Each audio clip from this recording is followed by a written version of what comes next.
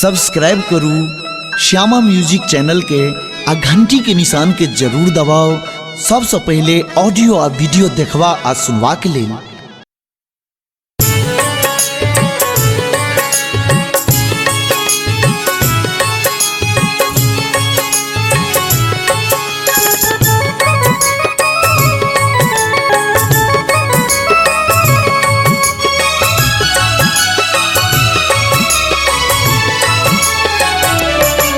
कात्यायनी माँ कल्याण करी, कात्यायनी माँ कल्याण करी। खाली अच्छी झोरी हमर भरू, खाली अच्छी झोरी हमर भरू। कात्यायनी माँ कल्याण करी, कात्यायनी माँ कल्याण करू।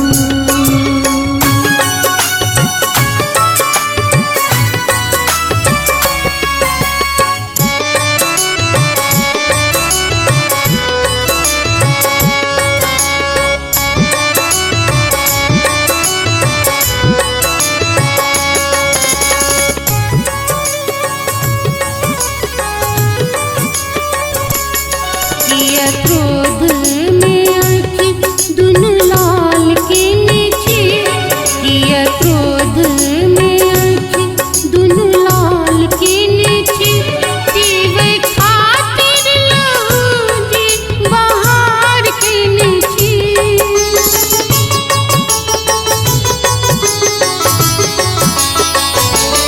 किया क्रोध में आँखी दुनु लाल के नीचे। पीवे खातिर लहू जी बाहर के नीचे। छोड़ो कालिका के रूप धरू माता के स्वरूप, छोड़ो कालिका के रूप धरू माता के स्वरूप। आहाँ बेटी जानी उपकार करो, आहाँ बेटी जानी उपकार करो। कात्यायनी माँ कल्याण करो, कात्यायनी माँ कल्याण करो।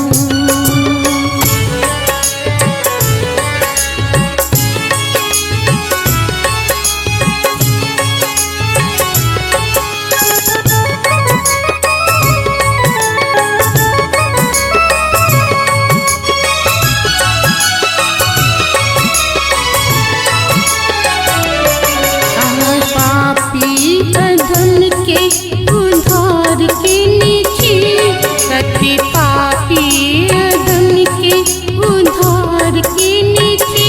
मुंडी माला के गर्दन में हार नीचे,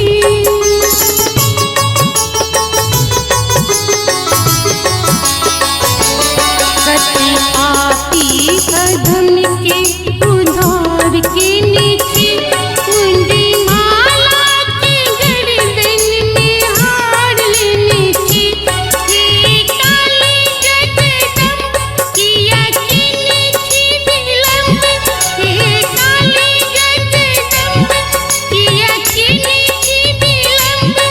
आए दुखिया का दुख संहार करो, आए दुखिया के दुख संहार करो। कात्यायनी माँ कल्याण करो, कात्यायनी माँ कल्याण करो।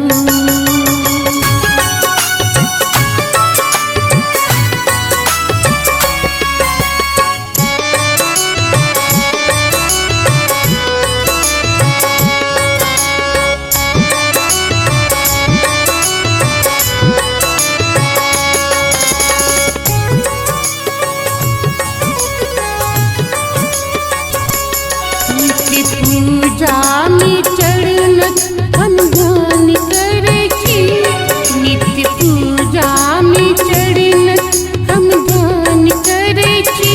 कोटि